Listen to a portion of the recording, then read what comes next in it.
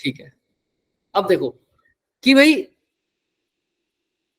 क्या हुआ, पहले क्या होता था कि इलेक्ट्रिक फील्ड, मैग्नेटिक फील्ड ये सब अलग अलग माने जाते थे कि इलेक्ट्रिक फील्ड इज अलग अलग ब्रांच है, सेपरेट ब्रांच है, मैग्नेटिक फील्ड सेपरेट ब्रांच है हमारी।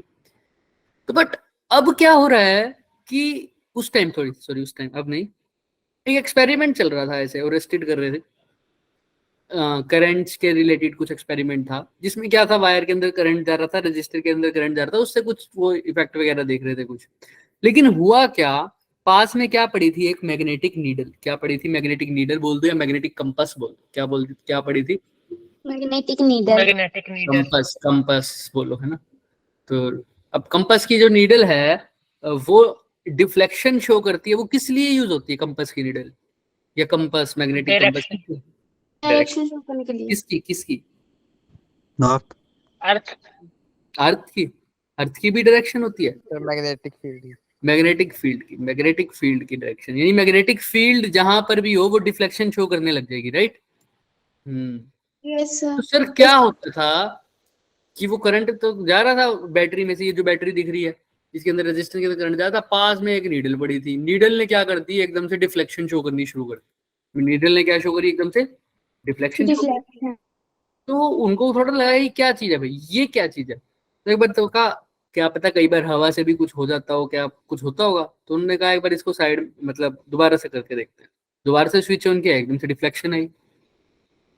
फिर उन्होंने कहा अगर इसमें तो क्या ही एलिमेंट है, एक बैटरी है, एक रजिस्टर है, और क्या चल रहा है, करंट चल रहा है, रजिस्टर की वजह से तो क्या ही होगा। उन्होंने कहा करंट की वजह से तो बस देख लेते हैं, करंट की डायरेक्शन को अपोजिट करके देखा तो डिफ्लेक्शन भी क्या होगी, रिवर्स हो गई।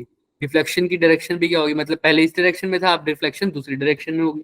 समझ में आ रही है बात, यस जैसे करंट की डायरेक्शन को रिवर्स किया, डिफ्लेक्शन भी रिवर्स हो गई। तो इसका मतलब पक्की बात है, ये डिफ्लेक्शन किसकी वजह से आ रही थी, करंट की वजह से। करंट की वजह से आ रही थी।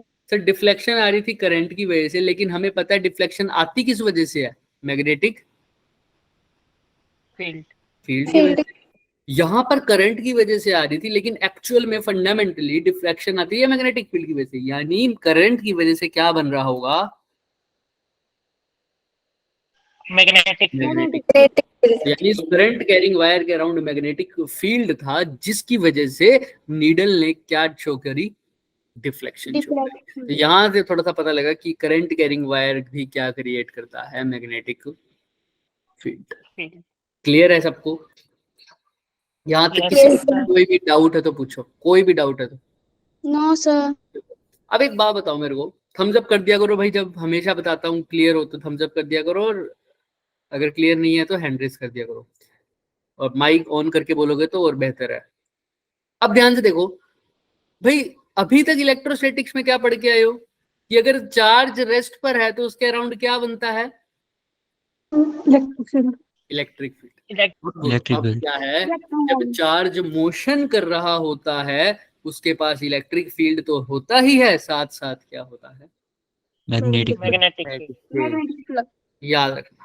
अब जैसे इस चैप्टर में हम करंट के बारे में बात, सर एक बात यहाँ तक तो ठीक है, चार्ज मोशन पे है तो आप कह रहे हो इलेक्ट्रिक फील्ड है और साथ में मैग्नेटिक फील्ड भी है। पहली बात तो हम आप पे क्यों भरोसा करें, इसका एक्सपेरिमेंट हुआ था, फिर आप बताते क्यों नहीं।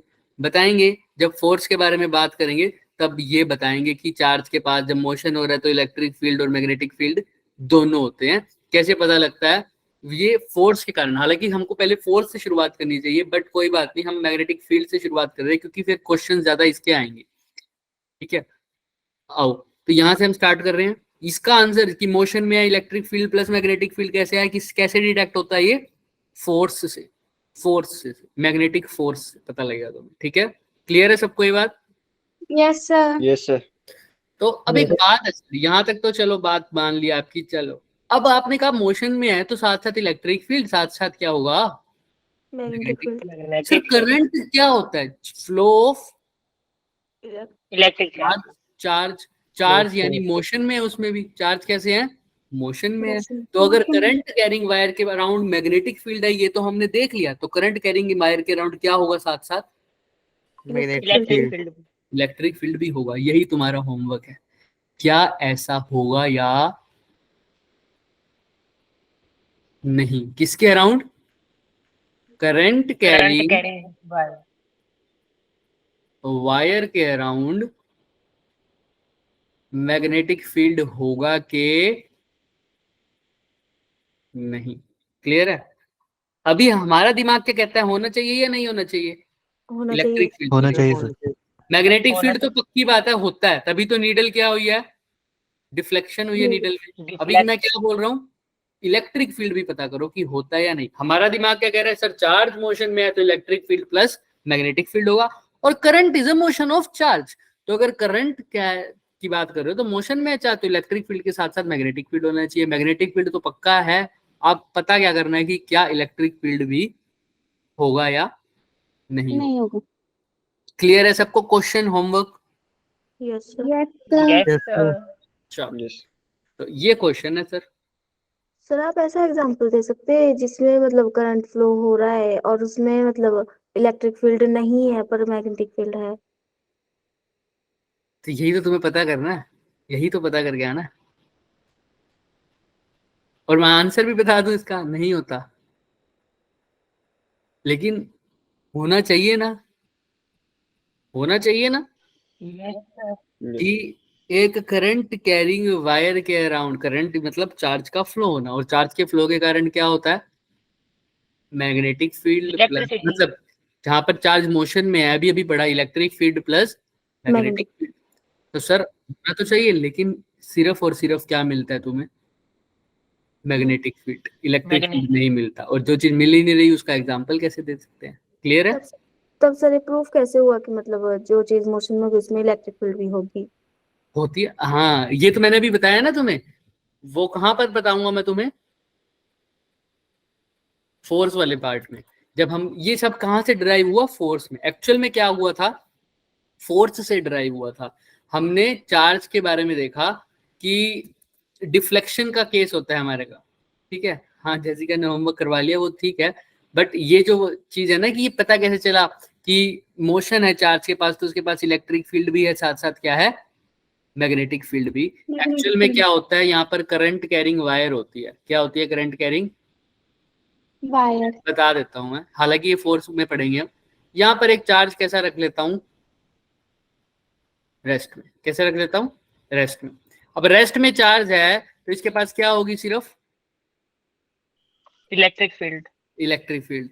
और करंट कैरिंग वायर के पास क्या होती है, सिर्फ magnetic field magnetic field. Magnetic field. तो हमने क्या देखा, हमको उस टाइम नहीं पता था, हमको तो फोर्स पता था। हमने कहा देखा कि देखते हैं कि करंट कैरिंग वायर पे चार्ज कैसा करता है, अट्रैक्ट करता है, रिपेल करता है। हमने देखा कोई फोर्स नहीं लगी, चार्ज के ऊपर कोई फोर्स नहीं लगी। ऐसा कैसे हो सकता है सर? चार्ज अगर रेस्ट पे है उसके ऊपर फोर्स लगती है इलेक्ट्रिक फील्ड की वजह से, याद है ना सबको, F is equal to q e. Yes yes yes तो अगर चार्ज रेस्ट पर है तो इलेक्ट्रिक फील्ड की वजह से फोर्स लग रही थी, इस पे कोई फोर्स नहीं लगी, यानी यहाँ पर इलेक्ट्रिक फील्ड की इंटरेक्शन जीरो है नहीं हो रही, इलेक्ट्रिक फोर्स नहीं लग रही। लेकिन मैंने जैसे ही इस चार्ज को मूव किया, मतलब इसको मोशन में लेके आया, इसके ऊपर फोर्स लगनी क्या हो गई, बंद हो। स्टार्ट हो गई। पहले तो फोर्स लगी नहीं रही थी, यस सर। जैसे ही मैंने इसका मोशन करने लगा, इसके ऊपर क्या लगने लग गई, फोर्स। फोर्स लगने लगी। फोर्स। तो मतलब सर इलेक्ट्रिक फील्ड के कारण तो फोर्स नहीं लग रही थी, ये तो 100% था। तो कुछ ना कुछ ऐसा नया होगा जिसकी वजह से फोर्स लगी थी, लेकिन वो नया तभी आया जब चार्ज कैसा होने लग गया, मोशन। तो मूव कर मतलब चार्ज मोशन में आ रहा है तब उसके ऊपर फोर्स लग रही है, और ये फोर्स इलेक्ट्रिक फील्ड वाली तो नहीं हो सकती। अगर इलेक्ट्रिक फील्ड वाली होती तो रेस्ट पर भी होती ना फोर्स, क्योंकि चार्ज के अराउंड इलेक्ट्रिक फील्ड रेस्ट पर भी होता है। लेकिन ये फोर्स कब लगी, जब चार्ज कैसा है, मोशन में। मोशन में। मोशन तो यानी कुछ नई चीज ऐसी है, जब चार्ज मोशन में आ जाए तब फोर्स लगती है। तो उस नई चीज का नाम आया मैग्नेटिक फील्ड। क्या आया, मैग्नेटिक फील्ड। तो बोला कि जब चार्ज मोशन पे होगा तो इलेक्ट्रिक फील्ड के साथ साथ एक और नई चीज आएगी, उसको बोलते हैं मैग्नेटिक फील्ड। क्लियर है? Yes sir. हालांकि ये क्या अभी पता सर वो बैलेंस हो क्या इलेक्ट्रिक हो, फील्ड तो बैलेंस हो इलेक्ट्रिक फील्ड का क्या हो, बैलेंस्ड हो। किसमें इलेक्ट्रिक फील्ड का, तुमने कहा कि भाई अगर चार्ज मोशन में, मतलब फोर्स नहीं अप्रोच कर रहा तो इलेक्ट्रिक फील्ड बैलेंस हो। बैलेंस के लिए इलेक्ट्रिक फील्ड दो डायरेक्शन में होनी चाहिए ना, दो पार्टिकल्स की वजह से होनी चाहिए। यहाँ पर कोई और चीज है जो बैलेंस करेगी? नो सर सर तो तब बोलो क्या कह रहे हो जेसिका? सर तो लगता है था, एक बता दो कोई एग्जांपल जिसमें दोनों ही लगती हो, क्या दोनों ही लगती हो? मतलब इलेक्ट्रिक फील्ड भी लगती है और मैग्नेटिक फील्ड भी लगती है, क्योंकि हमारे पास बताया गया है कि इलेक्ट्रिक फील्ड और मैग्नेटिक फील्ड दोनों लगती है जब चार्ज मोशन में होता है। हाँ, चार्ज मोशन में होता है तो इलेक्ट्रिक फील्ड और मैग्नेटिक फील्ड दोनों लगती है, 100% लगती है। बट जब फोर्स जब करंट कैरिंग वायर होगा, चाहे पूछ लेना, करंट कैरिंग वायर में सिर्फ क्या होता है? Magnetic field. वहां पर इलेक्ट्रिक फील्ड नहीं लगता, वहां पर इलेक्ट्रिक फील्ड होता ही नहीं है। उसका रीजन है, अब उसका रीजन मैं बता सकता हूँ लेकिन क्लास लंबी हो जाएगी। उसका रीजन ये होता है कि एक स्मॉल एलिमेंट में अगर करंट फ्लो हो रहा है, मान लो एक इस वायर का छोटा सा हिस्सा काट दूं मैं, उसके अंदर देखूं इस पर्टिकुलर एरिया में करंट मतलब इलेक्ट्रॉन्स का आना, इस इलेक्ट्रॉन्स जितने आ रहे हैं उतने ही इलेक्ट्रॉन्स निकल भी रहे हैं। इस पर्टिकुलर एरिया में जितने इलेक्ट्रॉन आ रहे हैं उतने ही इलेक्ट्रॉन निकल भी रहे हैं कांस्टेंट करंट में। तो अगर जितने इलेक्ट्रॉन आ रहे हैं उतने इलेक्ट्रॉन निकल भी रहे हैं तो नेट कोई इफेक्ट आ रहा है क्या? No sir. Net electric field का कोई इफेक्ट, नेट इफेक्ट नहीं आ रहा है, इसलिए नेट इलेक्ट्रिक फील्ड क्या रहेगी इसकी वजह से? जीरो रहेगी। इसकी वजह से सिर्फ क्या होनी चाहिए? Magnetic field. तो इसीलिए बोलते हैं सर मैग्नेटिक फील्ड तो जीरो है लेकिन वो मैग्नेटिक सॉरी इलेक्ट्रिक फील्ड तो जीरो है लेकिन वो कैसी इलेक्ट्रिक फील्ड है? नेट। भाई इलेक्ट्रॉन की वजह से देखो चार्ज मोशन में होगा तो पक्की बात है क्या बनेगा? Electric field plus magnetic field. Magnetic field, electric field plus magnetic field. But electric field यहाँ पर कैंसिल किस वजह से हो पा रहा है कि इलेक्ट्रॉन जो फ्लो कर रहे हैं उनके पास इलेक्ट्रिक फील्ड तो है ही, बट वो कैंसिल किस वजह से हो पा रहा है? क्योंकि जितने इलेक्ट्रॉन आ रहे हैं उतने इलेक्ट्रॉन वापस भी निकल रहे हैं, तो नेट इलेक्ट्रिक फील्ड यहाँ पर कैंसिल हो जाता है। इसीलिए बोल देते हैं कि moving charge current carrying conductor, current carrying wire के अराउंड सिर्फ और सिर्फ क्या मिलता है तुम्हें? सिर्फ और सिर्फ क्या मिलेगा? मैग्नेटिक फील्ड नहीं मिलेगा। हालांकि वो electric field net electric field zero होता है। क्लियर है? तो जहां पर भी चार्ज मोशन में होगा electric field plus magnetic field होगा, 100% होगा। बट अगर करंट कैरिंग वायर है तो उसके अराउंड सिर्फ क्या मिलेगा? मैग्नेटिक। Only magnetic. क्लियर है? और इसका एग्जाम्पल तुम कैसे समझ पाओगे? वो एग्जाम्पल तुम देख सकते हो, कोई भी चार्ज ले लो, कंडक्टर ले लो, उसके अराउंड तुम देखो चार्ज अगर रेस्ट पर है तो उसके ऊपर कोई फोर्स नहीं लगेगा क्योंकि यहाँ पर इलेक्ट्रिक फील्ड होनी चाहिए ना फोर्स लगाने के लिए इसके ऊपर। लेकिन करंट कैरिंग वायर के अराउंड तो सिर्फ और सिर्फ क्या होती है? Magnetic field. Magnetic field. इसी वजह से भाई फोर्सेस तभी लगती है जब फील्ड्स का आपस में क्या हो? इंटरेक्शन हो। अगर इस चार्ज के ऊपर रेस्ट पर है तो इसके ऊपर कौन कौन इफेक्ट कर सकता है? सिर्फ इलेक्ट्रिक फील्ड। तो अब मैंने यहाँ पर वायर पे देखा करंट वाली, इसका कोई इफेक्ट नहीं आया, इसका मतलब करंट कैरिंग वायर के around electric field, net electric field नहीं था। लेकिन जैसे ही चार्ज मोशन में आ गया इसके पास क्या आ गया? मैग्नेटिक फील्ड आ गया। करंट कैरिंग वायर भी क्या होता है?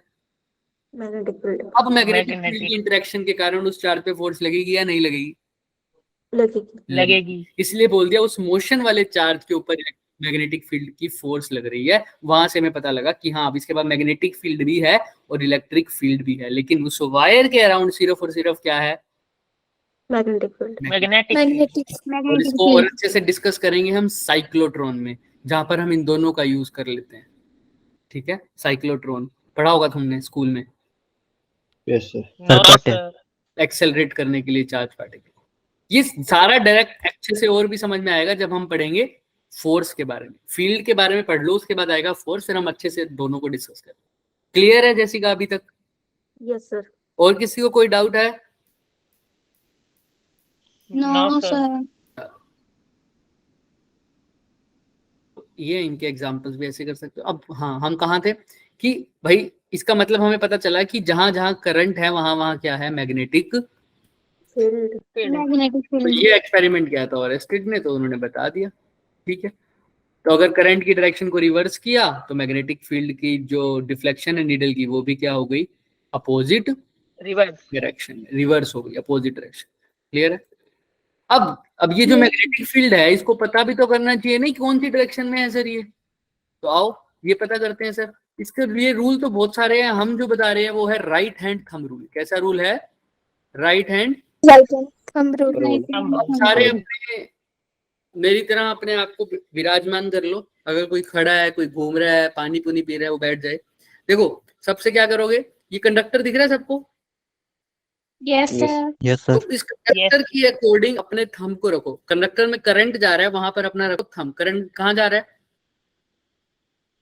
ऊपर वाली Upward तरफ। direction. ऊपर से अपना थंब रखो ऊपर और फिंगर्स को करो कर्ल। फिंगर्स को क्या कर लो? कर्ल। तो फिंगर्स को Curl. कर्ल करना हो तो देखो कौन सी डायरेक्शन में जा रही है, क्लॉकवाइज या एंटी क्लॉकवाइज? क्लॉकवाइज मतलब 12 1 2 3 4 ऐसे जा रही है। तुम अपना देखना, मेरा मत Anti. देखना, अपनी साइड देखना एंटी आ रही सर। कैसे जा रहा है। एंटी आ रही है। एंटी का पक्का? Yes Yes. सर पक्का Yes, पक्का। sir. तो जब ऐसे कर रहा हूं तो अगर करंट नीचे है तो क्लॉकवाइज। क्लॉकवाइज। तो Clockwise. क्लॉकवाइज चल रहा है 1 2 3 4 ऐसे जा रही है ना फिर। Yes sir. और अब ऐसे जा रही है। तो जिस डायरेक्शन में करंट है उस डायरेक्शन में रखो थंब। जो तुम्हारी फिंगर कर होंगी वो तुम्हें बताएंगी direction of magnetic field. Magnetic field clear है क्या सबको? Yes sir.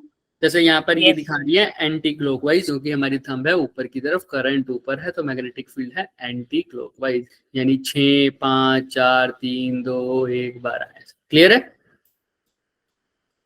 Yes sir. चलो आगे बढ़ते हैं। तो हमने पता लगा लिया कि करंट के अराउंड मैग्नेटिक फील्ड होती है। इस मैग्नेटिक फील्ड की डायरेक्शन, अब करंट के अराउंड मैग्नेटिक फील्ड होती है, वो करंट कैरिंग वायर के अराउंड मैग्नेटिक फील्ड होती है, वो होती है करंट की वजह से। तो अब करंट की डायरेक्शन को देख के मैग्नेटिक फील्ड की डायरेक्शन पता कर लेंगे क्या? By using right hand yes thumb sir. Rule. अब रह गया कि भाई डायरेक्शन से बात थोड़ी बनेगी, साथ साथ क्या पता होना चाहिए उसका? Magnitude magnitude. मैग्नेटिक। निकालने के लिए भी एक फॉर्मूला आ गया, बायोट-सावर्ट्स लो। बायोट-सावर्ट लो। क्लियर है क्या? ये बिल्कुल और बिल्कुल वैसा है जैसे कूलम्स लो। कूलम्स लो कौन से चार्जेस के लिए वैलिड था? पॉइंट चार्जेस इन रैशनल। Point charge. अब पॉइंट चार्जेस यहाँ पर भी हम पूरे बड़े वाले चार्जेस, बड़े बड़े पूरी डिस्ट्रीब्यूशन के लिए नहीं निकाल सकते, सेम टू सेम ये भी डिस्ट्रीब्यूशन के लिए नहीं निकाल पाएंगे। यहाँ पर पॉइंट चार्ज की जगह क्या बोलेंगे हम? Small element. क्या बोलेंगे? Small current element. तो जैसे कूलम लो पॉइंट चार्ज के लिए वैलिड था, बायोट-सावर्ट लो स्मॉल करंट एलिमेंट के लिए वैलिड होगा। क्लियर है? Yes sir. तो देखो अब ये स्मॉल करंट एलिमेंट क्या भला है सर, अभी देखेंगे इसको भी। ठीक है, क्या है देखो यहाँ पर दिख रहा होगा सबको ग्रीन कलर की वायर। Yes sir. इस पूरी वायर की वजह से किसी पी पॉइंट पर मेरे को बताना है मैग्नेटिक फील्ड। इस पूरी वायर की वजह से किसी पी पॉइंट पर क्या बताना है मेरे को? Magnetic field. क्लियर है सब? हाँ। तो सर अब वो कैसे निकालूं? सर अभी बताया है बायोट-सावर्ट लो पूरे के लिए तो नहीं निकालेगा, एक छोटे से एलिमेंट के लिए। तो मैंने कहा एक छोटा सा ये ग्रीन एलिमेंट काट दिया, उसकी लेंथ बोल दी, छोटा सा है तो इसलिए क्या बोल दी? DL। DL। तो अब ये ऑब्जर्व किया, फिर से एक्सपेरिमेंट हुए। मैंने सबको बताया पहले भी ये सारी चीजें आई कहां से? पहले फोर्स से आई, फोर्स से। लेकिन हम पहले क्या रहे हैं? फील्ड पढ़ रहे हैं। क्लियर है ना सबको जो मैं बोल रहा हूँ? कहां से पता लगा ये सारी चीजें? फोर्स से। हम डेराइव शुरू कहां से करना चाहिए? हमें फोर्स से करना चाहिए, लेकिन हम फील्ड से कर रहे हैं। तो अब देखो क्या हुआ सर। अब मैंने यहाँ पर नीडल रखी, सब कुछ रखा मैग्नेटिक फील्ड को चेक करने के लिए। तो मैंने देखा कि अगर इस पूरी वायर के अंदर मैग्नेटिक फील्ड जो भी वायर की वजह से बन रही है, वो वायर के अंदर किसकी वजह से बन रही होगी? वायर की वजह से। वायर के अंदर जो भी क्या दौड़ रहा है? करंट। तो उस करंट की वजह से बनेगी मैग्नेटिक फील्ड। मैंने कहा देखता हूँ ये मैग्नेटिक फील्ड किस किस चीज पर डिपेंड करती है। तो चेक करा तो देखा करंट की वैल्यू ज्यादा करी तो मैग्नेटिक फील्ड की वैल्यू भी क्या हो गई? ज्यादा। मैंने बोल दिया ये क्योंकि स्मॉल एलिमेंट है तो इसकी मैग्नेटिक फील्ड भी स्मॉल होगी, तो DB लिख दिया। तो जितना ज्यादा करंट उतनी ज्यादा मैग्नेटिक फील्ड। अब यहाँ पर मैं साथ में DL भी लिख रहा हूँ, क्यों लिख रहा हूँ उसको भी 1 मिनट के बाद बताओ। ठीक है, नेक्स्ट। अब ये जो एलिमेंट है ये P पॉइंट से कितने एंगल पर है? थीटा। मैंने कहा कि थीटा का भी कोई फर्क पड़ता है ना क्या? अगर मैं थीटा की वैल्यू चेंज कर दूं, मतलब पहले P पॉइंट यहाँ है, P पॉइंट यहाँ है, तो थीटा चेंज कर लूं तो हाँ मैग्नेटिक फील्ड की वैल्यू भी चेंज हो गई। तो कैसे चेंज हुई? ऐसा चेंज हुआ जैसे साइन थीटा का फंक्शन वेरी होता है ना, वैसे। तो DB कैसे डायरेक्टली प्रोपोर्शनल हो गई साइन थीटा की। और तीसरी चीज क्या है? डिस्टेंस। भाई जितना ज्यादा डिस्टेंस हुआ मैग्नेटिक फील्ड की वैल्यू उतनी क्या हो गई? कम हो गई।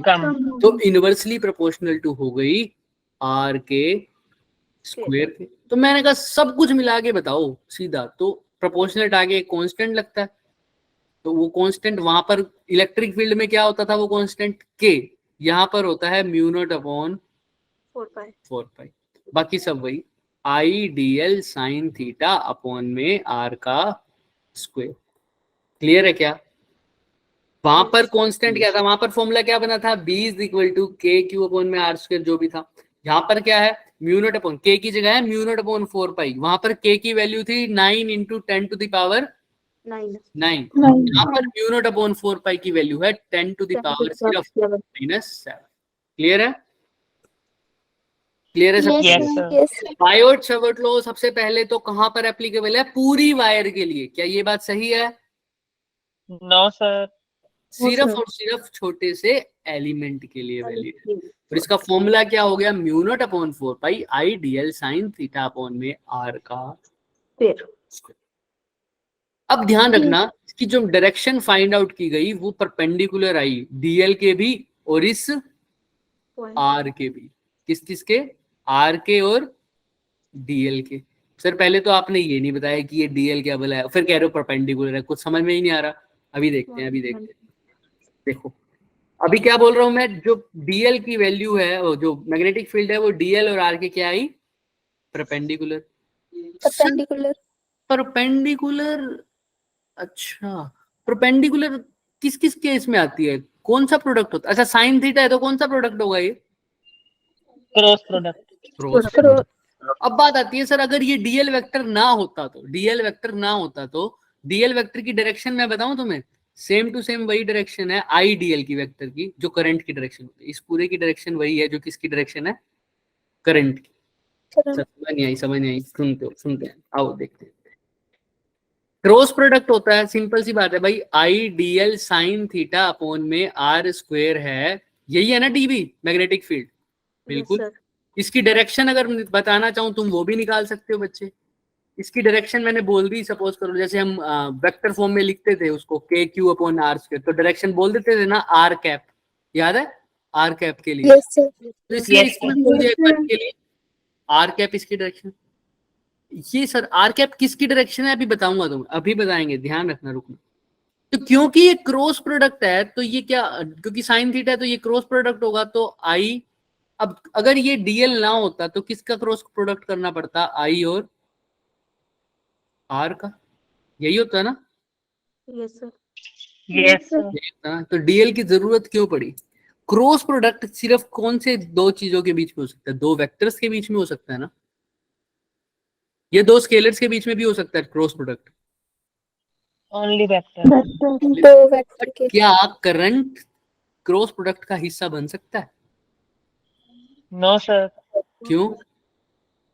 क्योंकि ये वेक्टर सब बताएंगे, क्वांटिटी है ही सब बताएंगे। करंट कैसी क्वांटिटी है, क्या वेक्टर क्वांटिटी है?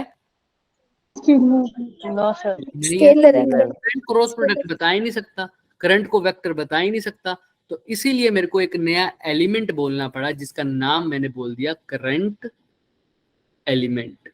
और करंट एलिमेंट कैसी क्वांटिटी है? Vector quantity. वेक्टर क्योंकि मैं करंट को वेक्टर नहीं बोल सकता इसलिए मैंने अपनी तरफ से एक एलिमेंट बताया करंट एलिमेंट, जो कि वेक्टर क्वांटिटी है और उसकी डायरेक्शन वही जो किसकी होती है, करंट की होती है। करंट की। ठीक है, तो इस करंट एलिमेंट का पूरा सिंबल क्या, आई इंटू में डीएल, आई डीएल, और इसकी डायरेक्शन वही होगी जो करंट की होगी। अब मैं इसको लिख सकता हूं sir I DL sine theta, इसको क्या लिख सकता हूं, I DL cross R, I DL cross. Clear है क्या? अब मैंने बोला था ना ये आर कैप किसकी डायरेक्शन है, क्या ये डीबी की है? नहीं, ध्यान से देखना, डीबी जो है, क्यों भी अगर ये होता है ए क्रॉस बी, अगर ये है तो सी की डायरेक्शन बता सकते हो ए और बी के रिस्पेक्ट में कैसी होगी? जब सी, अगर एक वेक्टर दो वेक्टर्स का क्रॉस प्रोडक्ट है, जैसे सी ए और बी का क्या है, क्रॉस प्रोडक्ट, तो सी की डायरेक्शन क्या होगी, कोई बता सकता है? किसी को नहीं पता? मैथ्स में पढ़ा होगा ना क्रॉस प्रोडक्ट, सबने पढ़ लिया, सबने क्रॉस प्रोडक्ट मैथ्स में आई थिंक पढ़ लिया होगा। No, sir. 11th में नहीं आ गया क्या, 12th में आएगा? So 12th में आता है। चलो, तो जब भी ऐसा होता है तो क्या होता है, सी वेक्टर, ध्यान से सुनना, क्रॉस प्रोडक्ट का मतलब क्या होता है, जैसे मैं एक्स क्रॉस वाई करता हूँ, एक्स क्रॉस वाई करता हूँ तो जेड आता है, तो जेड एक्स के भी परपेंडिकुलर है और वाई के भी क्या है, परपेंडिकुलर है ना। एक्स क्रॉस वाई, आई क्रॉस जे करते हो तो क्या आता है भाई, के के कैप, आई जे के, ऐसे करते हैं ना, आई क्रॉस जे करते तो के, तो के आई के भी क्या है, परपेंडिकुलर है, और जे के भी क्या है, perpendicular समझने के लिए तो ये भी ठीक है सर। तो मतलब अगर सी वेक्टर की डायरेक्शन लिखूं तो वो ए के भी परपेंडिकुलर आएगी और B के भी बी के यहाँ पर देखो बी जो है वो डीएल और आर का क्रॉस प्रोडक्ट है, यानी मैग्नेटिक फील्ड जो डीएल के भी परपेंडिकुलर आएगी और आर के भी क्या आएगी, परपेंडिकुलर। समझ में आ रहा है क्या सबको, यस yes sir किसी को कोई डाउट। ये आर कैप किसकी डायरेक्शन, मैंने सिर्फ क्रॉस प्रोडक्ट के लिए यूज किया, समझ में आ रहा है, आर कैप किस लिए यूज किया है, क्रॉस प्रोडक्ट के लिए, ठीक है। तो डीएल को आर के साथ क्रॉस प्रोडक्ट कर रहा हूं अगर, तो किसकी डायरेक्शन आ रही है, मैग्नेटिक फील्ड। फील्ड क्लियर है सबको, सबको, yes sir यस तो अब यहाँ पर आ जाओ, थोड़ा सा आगे चलते हैं। अब ये चीज मैं नहीं बताऊंगा सर, आर कैप को फिर अगर मैं, ध्यान रखना, आर कैप को मैं क्या लिख सकता हूँ, जैसे हमने इलेक्ट्रिक फील्ड में लिखा था, आर वेक्टर अपॉन में मैग्नीट्यूड ऑफ आर, यही डिफाइन करते हैं ना यूनिट वेक्टर को। yes Yes, sir r cap को फिर से वही लिखोगे, आर कैप को लिखोगे ये, तो ऊपर क्या आ जाएगा, आर वेक्टर, नीचे एक और आर आ जाएगा, तो वो आर और आर स्क्वायर मिलकर क्या बन जाएंगे, आर का क्यूब। क्लियर है सबको, जैसे इलेक्ट्रिक फील्ड में किया था हमने yes भाई। sir यस आर कैप को लिखो, आर कैप को क्या लिखूंगा, आर वेक्टर अपॉन में मैग्नीट्यूड ऑफ आर, और नीचे आर स्क्वायर तो पहले से ही था, तो ये क्या बन जाएगा, आर स्क्वायर और आर, आर का आर स्क्वायर और आर क्या बन जाएगा, क्यूब, तो इसलिए आर कैप। याद है क्या, सबने किया भी था भाई इलेक्ट्रिक फील्ड में ये, के क्यू यस अपॉन सर याद है आर स्क्वायर आर कैप करते थे, फिर इसको ऐसे भी तो लिख सकते थे, सर याद है हाँ बस वही किया। चलो, तो यहाँ तक मेरे को समझ में आ गया, अभी तक मैंने अब कुछ नहीं पढ़ा, देखो सब कुछ सिंप्लीफाई कर देंगे, कुछ लर्न करेंगे, एक ही फॉर्मूला लर्न किया है, बायोट सावर्ट लॉ, जो कि कहाँ का वैलिड है, सिर्फ फुल बार पॉइंट जैसे एलिमेंट के लिए है, उसका फॉर्मूला है mu naught upon 4 pi ideal sine theta upon में आर का स्क्वायर। चलो, ये सब अभी मैंने बता चुका हूं तुम्हें। अब क्या चीज है, अब स्ट्रेट करंट कैरिंग वायर की वजह से निकालेंगे सर। अभी क्या है, अब ये एप्लीकेशन शुरू होगी किसकी, बायोट सावर्ट लॉ की एप्लीकेशन। सर याद है हमने एक इलेक्ट्रोस्टैटिक्स में, मैंने इसलिए बोला था इलेक्ट्रोस्टैटिक रिवाइज करके आना, एक स्ट्रेट कंडक्टर की वजह से, सॉरी एक स्ट्रेट रोड की वजह से, लीनियर चार्ज डिस्ट्रीब्यूशन की वजह से, एक यूनिफॉर्म मैंने इलेक्ट्रिक फील्ड निकाली थी, याद करो। ऐसा एक कंडक्टर था, गॉस थ्योरम से पी पॉइंट पे निकालना था, यहाँ पर माना था थीटा 1, यहाँ पर क्या माना था, थीटा 2, इसका फॉर्मूला आया था के लैम्डा अपोन में आर साइन थीटा 1 अपोन में प्लस में साइन थीटा 2। याद आया सबको, यस सर याद आया। जब मैंने बोल दिया था ये वायर अगर इनफाइनाइट हो जाए, सॉरी ये कंडक्टर ये इनफाइनाइट हो जाए, थीटा 1 और थीटा 2 क्या हो जाएंगे, 90, तो ये साइन 90 और ये साइन 90 कितना हो जाता, 2 फॉर्मूला क्या बन जाता, 2 k lambda upon are infinite के केस में, जिसको तुम लिखते थे के की जगह 4 पाई एप्सिलॉन नॉट डालो लैम्डा अपॉन में आर, तो ये बन जाता था लैम्डा अपॉन में 2 पाई एप्सिलॉन नॉट आर। याद आया, यस ये इसीलिए मैंने बोला था रिवाइज करके आना थोड़ा सा, तो ये दिमाग में तो आ गया होगा थोड़ा बहुत कि 2 के लैम्डा अपॉन में आर फॉर्मूला आया था, और के लैम्डा अपॉन में r sine theta 1 plus sine theta 2 आया था जब हमने एक फाइनाइट लेंथ कंसीडर की थी। सेम टू सेम अब एक फाइनाइट लेंथ कंसीडर करेंगे, अब उसकी वजह से इलेक्ट्रिक फील्ड नहीं क्या निकालेंगे, मैग्नेटिक फील्ड। और ये जो ग्रीन वायर दिख रही है तुम्हें, ग्रीन वायर दिख रही है सबको, यस सर इस वायर की वजह से, इस वायर की कुछ फाइनाइट लेंथ है, वो लेंथ मेरे को पता ही नहीं, वो लेंथ मेरे को पता ही नहीं अभी के लिए। अब इस वायर की वजह से मैग्नेटिक फील्ड निकालना है पॉइंट पी पर, पॉइंट पी पर कैसे निकालूंगा सर, सिंपल सी बात है, वैसे ही ड्राइव करूंगा जैसे इलेक्ट्रिक फील्ड में गया। अब बायोट मेरे को तो एक ही लो पता है या और कोई लो पता है तुम्हें, अभी तक कितने लो पता है मैग्नेटिक फील्ड निकालने के, एक वो नाम क्या है उस लो का, बायोट सर वही लगा दूं, क्या वो पूरी वायर पे लगेगा? Yes. No sir. No sir. Point No, element पे। स्मॉल एलिमेंट में लगेगा। तो मैंने क्या किया, इस वायर को जहां से इसका ओरिजिन मान लो यहाँ सेंटर से लिया, तो सेंटर से एल डिस्टेंस दूरी पर एक छोटा सा एलिमेंट काटा जिसको बोल दिया डीएल। अगर ये एक्स होती तो मैं क्या बोलता, एक्स डिस्टेंस की दूरी पर एक छोटा सा एलिमेंट काट दिया डी एक्स। अगर ये वाई होता तो क्या बोलता, वाई डिस्टेंस की दूरी पर एक छोटा सा एलिमेंट काट दिया डी। अगर z होता तो क्या कहता, z डिस्टेंस की दूरी पर एक छोटा सा एलिमेंट काट दिया dz। अभी l के बारे में बात कर रहे तो क्या बोला, l डिस्टेंस की दूरी पर एक छोटा सा एलिमेंट काटा d। क्लियर है सबको? Yes sir. Yes sir. क्यों काटा, क्योंकि सिर्फ बायोट सर्वोट लॉ लगाने के लिए छोटा सा एलिमेंट ही चाहिए, तो छोटा सा एलिमेंट काटा। अब इसके ऊपर बायोट सर्वोट लॉ लग सकता है क्या? बताओ। यस लगा दो। सर। यस तो sir. Unit upon 4 pi ideal sine theta. R square क्या है, आर है सर उस छोटे से एलिमेंट की डिस्टेंस पी पॉइंट्स। तो ये मैंने बायोट सर्वोट लॉ लगा दिया। किसी को कोई दिक्कत? अभी तक तो कुछ नहीं किया, एक छोटा सा एलिमेंट काटा और उसकी वजह से क्या लगा दिया, बायोट सर्वोट लॉ। डन। बायो से बच्चों। अभी Yes, तो हम sir. इलेक्ट्रिक फील्ड में भी करते थे सर, सबके अंदर तो यही करते थे, छोटा सा चार्ज काट लेते थे डी क्यू, है ना, उसकी वजह से क्या लिख देते थे, इलेक्ट्रिक फील्ड, और फिर इसको क्या कर देते थे, इंटीग्रेट कर देते थे। इंटीग्रेट। और फिर हमने एक यूज किया था इंटीग्रेट करने के लिए एक कंडीशन कि एक वेरिएबल बाकी सब, कांस्टेंट। फिर हम सारे वेरिएबल को कांस्टेंट की फॉर्म में करते थे। याद आया सबको? Same to same yes sir. Ditto इसमें करना है, बहुत आसान है। आओ करते हैं। कर दिया सर।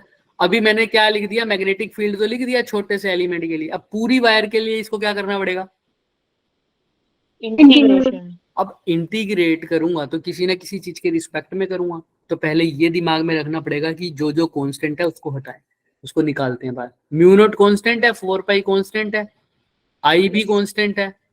अब बारी आ जाती है डीएल, डीएल तो उसके रिस्पेक्ट में ही होगा। साइन थीटा क्या कांस्टेंट है, थीटा क्या है, उस डीएल एलिमेंट से पी पॉइंट कितने एंगल पर है। अगर डीएल एलिमेंट यहां काट दूं तो क्या थीटा सेम रहेगा? No sir. No sir. Same रहेगा। अगर डीएल यहां काट दूं तो थीटा दिख ही रहा है कितना है ना। हॉरिजॉन्टल के रिस्पेक्ट में 90, वैसे 0 है ना, सॉरी हॉरिजॉन्टल के रिस्पेक्ट में 0 ही है, दिख रहा है साहब? क्लियर है? अगर थीटा यहाँ काट दो तो थीटा की वैल्यू फिर चेंज हो जाएगी, right? Yes sir. Yes sir. मतलब थीटा इज अ वेरिएबल और no? Yes sir. Variable. R बताओ वेरिएबल है या नहीं है? कैसे चेक करते हैं वेरिएबल है, अगर जो बच्चे भूल गए हैं, डिफरेंट डिफरेंट लोकेशन पर डीएल वेक्टर काटूंगा तो पता लगेगा कि वेरिएबल है या नहीं है। नहीं। तो देखो आर डिफरेंट डिफरेंट जगह पर मेरे को डीएल काटने, डीएल डीएल डिफरेंट जगह पर काट रहा हूँ, तो आर चेंज हो रहा है या नहीं हो रहा, चेक करो। हो रहा है। हो रहा है। हो रहा है वैल्यू भी चेंज हो रही है, तो आर भी वेरिएबल है, तो सारे ही वेरिएबल है सर। अब मैं कौन से वेरिएबल में इंटीग्रेट करना चाहूँ वो मेरे ऊपर है सर। बेसिकली वैसे मैं अगर करना चाहता, अगर मेरे को दिया होता ये पूरी लेंथ एल है, तो मैं क्या करता, यहाँ से l/2 और ऊपर वाली भी क्या हो जाती, l/2, तो मैं एल के रिस्पेक्ट में -l/2 से +l/2 लिमिट कर देते। लेकिन अभी लेंथ के बारे में कुछ मेंशन ही नहीं है। नहीं। तो मैं कैसे, मेरे को क्या कवर करना होता है लिमिट्स में, पूरी की पूरी वायर कवर करनी है, तो वो कैसे कवर हो सकती है? अब लेंथ की फॉर्म में तो कर नहीं रहा, तो क्या यार बच गया, थीटा की फॉर्म में।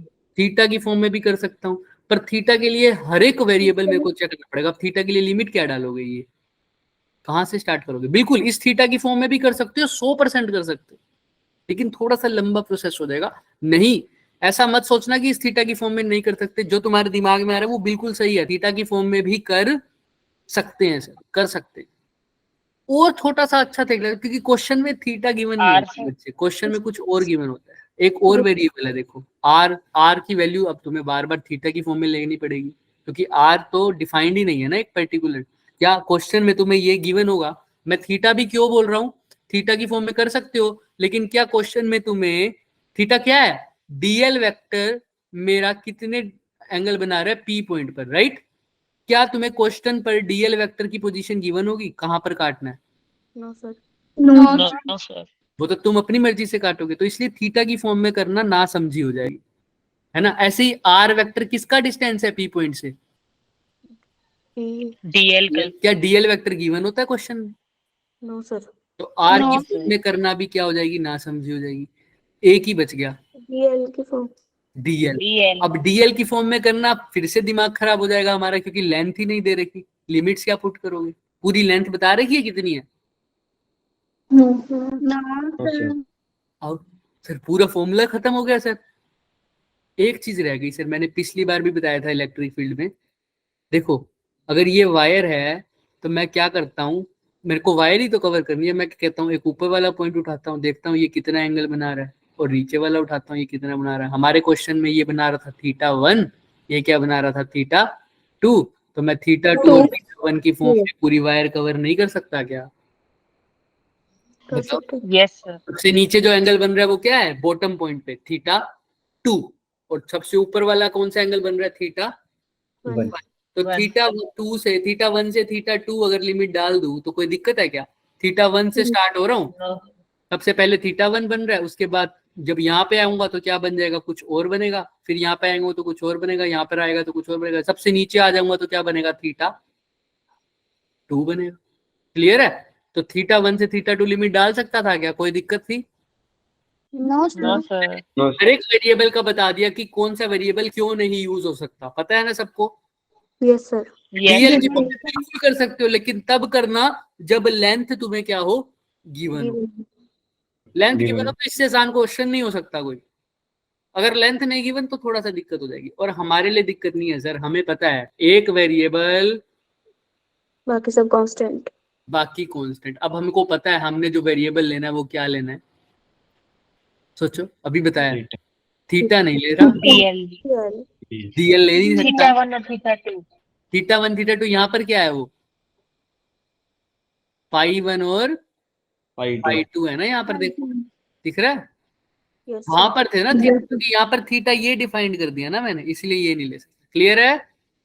Yes sir. यस। यस तो सर। अभी मेरे को सबको, इन सबको या तो कांस्टेंट में चेंज करना है, या किस में चेंज करना पड़ेगा, फाई में। क्लियर है? या तो कांस्टेंट में या किस में। पाई में। कैसे चेंज करते हैं, बहुत आसान है, देखो कैसे। भागा मत करो, ये बच्चे इंटीग्रेशन से हमेशा भाग जाते हैं। आओ, तो देखो म्यू नॉट अपॉन 4 पाई आई तो कांस्टेंट है, बाहर ही पड़े रहने दो। म्यू नॉट अपॉन 4 पाई आई तो बाहर रह। अब साइन थीटा को सबसे पहले कन्वर्ट करके देखते हैं।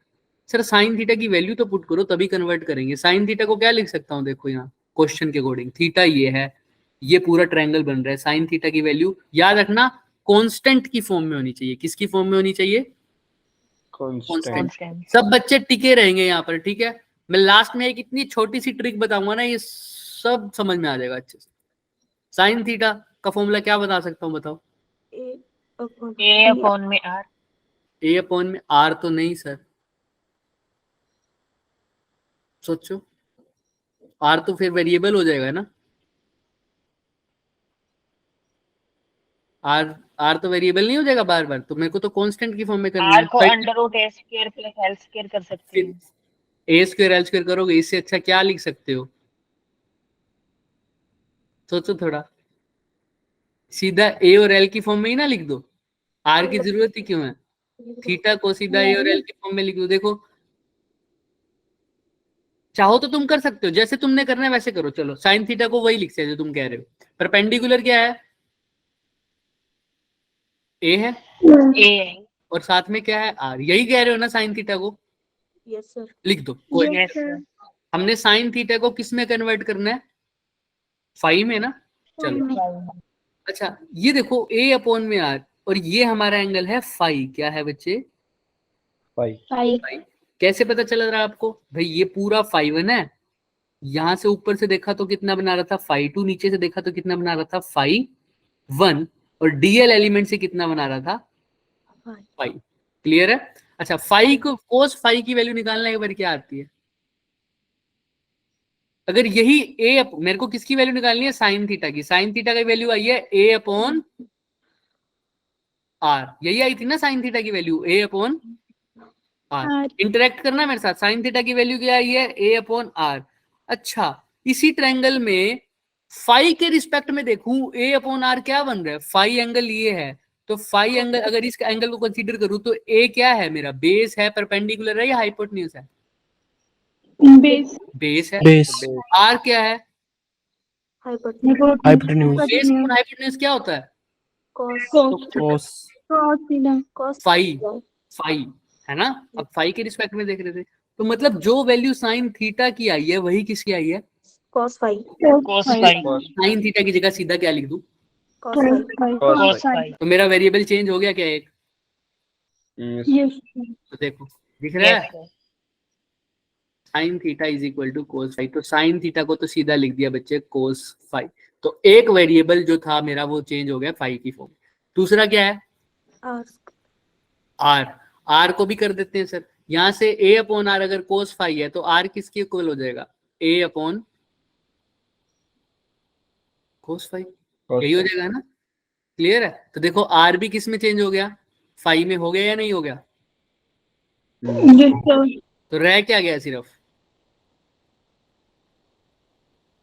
आर भी हो गया, साइन थीटा भी हो गया, तो क्या रह गया सिर्फ डीएल डीएल। अब डीएल के लिए पहले मेरे को लेंथ को कंसीडर करना पड़ेगा, तो लेंथ को मैं फाई की फॉर्म में कैसे कंसीडर कर सकता हूँ बताओ, लेंथ है, इसको निकालना है, ए कांस्टेंट है, तो एल बाय ए मेरा क्या बन जाता है फाई की फॉर्म में, phi कौन सा फाई, परपेंडिकुलर अपॉन बेस, क्या बन गया 10 टेन फाई, तो एल क्या हो जाएगा ए इंटू टेन फाई। लेकिन मेरे को क्या एल की वैल्यू निकालनी है या डीएल की, डीएल तो इसको क्या DL कर पड़ेगा, डिफरेंस तो कर दो, डी फाई के रिस्पेक्ट में डिफरेंशिएट करो, एल को क्या लिख सकता हूँ डीएल अपॉन डी फाई, ये लास्ट है बस, डीएल अपॉन डी फाई, ए की जगह ए लिखा, टेंजेंट फाई को क्या लिख सकता हूँ, टेंजेंट फाई का फाई के रिस्पेक्ट में क्या होगा डिफरेंशिएशन, टेंजेंट फाई का डिफरेंशिएशन नहीं पता, टेंजेंट थीटा का क्या होता है, सेकेंड स्क्वायर हाँ secant तो square. सीकेंट स्क्वायर थी स्क्वायर पाई, तो डीएल की वैल्यू क्या आ जाएगी यहाँ से, a into secant square phi d phi d phi, तो मेरी यार तीनों चीजें चेंज नहीं होगी क्या, साइन थीटा किसके इक्वल आ Yes, गया sir. कोस फाई, आर किसके इक्वल आ गया a upon cos phi phi, dl किसके इक्वल आ गया a secant square d, clear है सबको, yes sir Yes sir.